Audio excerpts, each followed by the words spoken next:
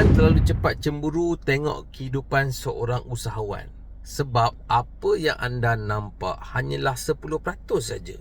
90% lagi mereka simpan dalam diam. Pernah tak anda tengok seorang owner ni kan, drive kereta yang cantik, office yang besar, staffnya ramai, customer tak putus-putus.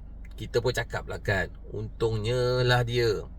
Tapi itu apa yang kita nampak, belum tentu sama dengan apa yang dia lalui. Ramai orang tak tahu pun.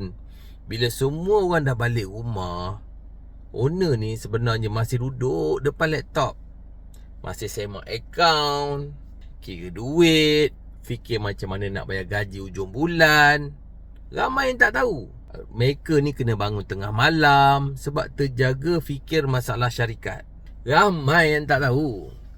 Mereka ni senyum depan staff walaupun dalam hati ni bapak berserabut.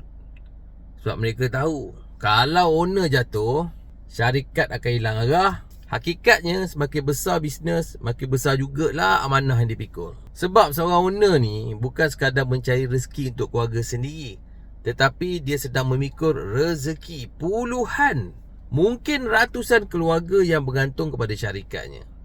Jadi kalau hari ini anda nampak seorang usahawan yang sedang berjaya, jangan hanya doakan bisnesnya terus maju, doakan juga semoga Allah kuatkan hati dan fikirannya. Kerana tidak semua orang yang kelihatan kuat benar-benar sedang kuat.